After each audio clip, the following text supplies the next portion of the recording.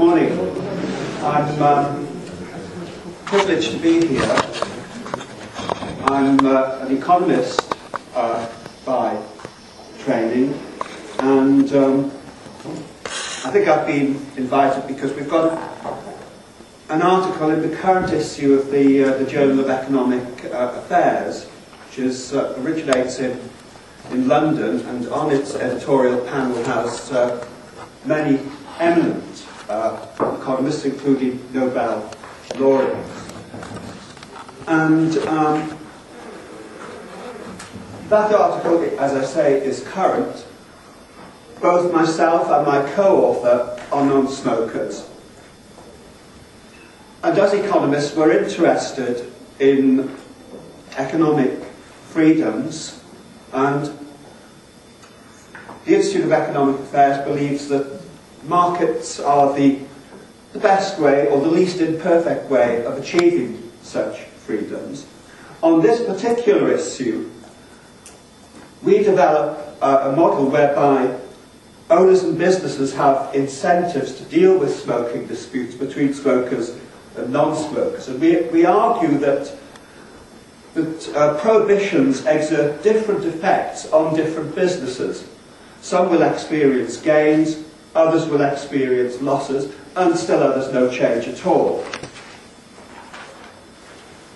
We don't dwell in looking at the economics of this issue on the issue of protecting non-smoking employees.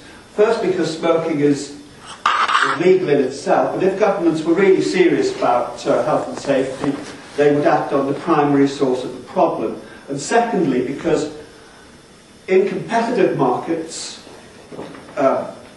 certainly characteristic of those in the hospitality industry, workers who didn't wish to be exposed to passive smoking could choose to work in other establishments.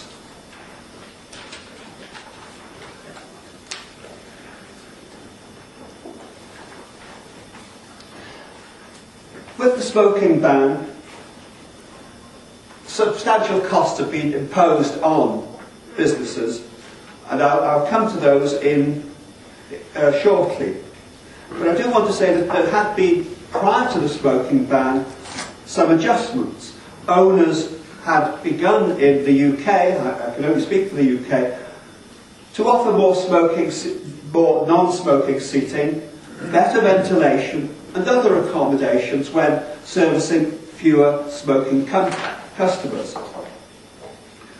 One national chain of public houses, Wetherspoons,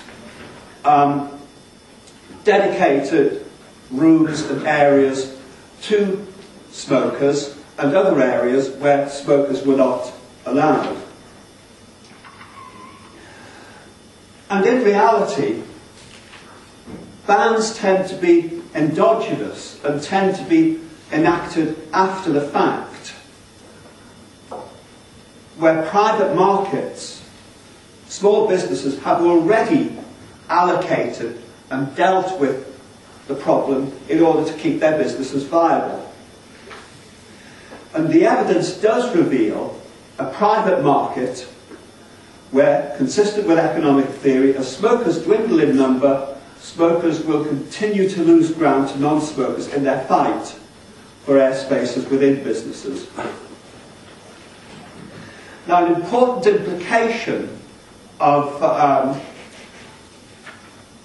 markets before the smoking ban were exerted had been the reaction of different businesses to cope in different ways.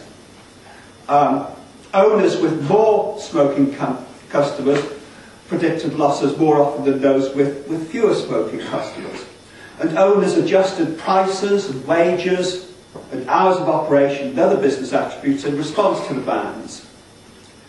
And it's not just a question of affecting public houses. In the UK, there's a long tradition of working men's clubs, where traditionally working men, for a small fee, could go and drink in a very social atmosphere and smoke. And I'll come to the equity aspects of this shortly. And also it had a very civilising effect. Another area that, again, the smoking ban tends to discriminate against is working class women in the UK. And they tended to socialise in tombola or bingo halls.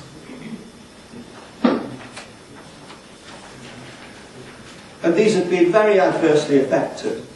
Working men's clubs and bingo halls have been closing left, right and centre. The evidence from Scotland imposed a smoking ban 12 months before England, and a study of data collected from 1,500 pubs in Scotland and over 1,000 in northern England found that the Scottish ban led to a 10% decrease in sales and a 14% decrease in customers. Let me move on to the commercial costs of the smoking ban. The ban is not benign. It does impose costs on businesses. By giving you a few anecdotes, we can see how businesses have made adjustments. But they've not been free adjustments, free in the sense of costless. One German bar owner dealt with a ban on smoking by cutting holes in his walls so that customers could literally stick their heads outside to smoke cigarettes. Each smoker was provided with 3 holes, one each for their head and their 2 hands. Smoking customers were then free to stick their heads and hands out to enjoy their cigarettes. The owner also mounted a curtain to protect smoking customers from the cold. And a letter appeared in the Daily Telegraph, a national newspaper in the UK, when a reader wrote in to say that he overheard at the bar of his local pub, as he ordered a pint, "Well, I can stay here," where smokers were banned, "I can stay here to join the crowd. I can stay here and be bored, or go outside for some passive smoking and a chat." We left it together to join the crowd in the smoking shed, leaving the bar empty.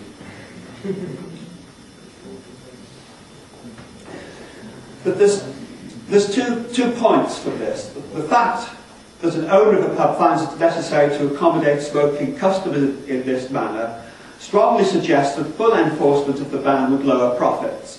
And secondly, the costs associated with this circumvention of the ban should not be ignored when we examine the benefits and the costs of the ban. Now, as I've already said, in terms of equity, the smoking ban discriminates against the poor, certainly in the UK, through the working men's clubs and for working women in the tombola and bingo halls. And the working men's clubs were founded in 1862. And up in the north of England, where I come from, they are closely associated with the old declining industries of steel, shipbuilding and coal. And it's easily forgotten that smoking is a socialising activity. Smoking culture is a socialising activity. And it's perhaps not a coincidence when smoking was at its peak in the middle of the last century, when about 75% of the adult population smoked, that social cohesion was at its strongest. Next, I'd like to measure the flawed research methods used by the advocates of prohibition. I've been saying that the economic theory predicts that the bans will exert different effects on different businesses, thus leading to the research question: how many firms will gain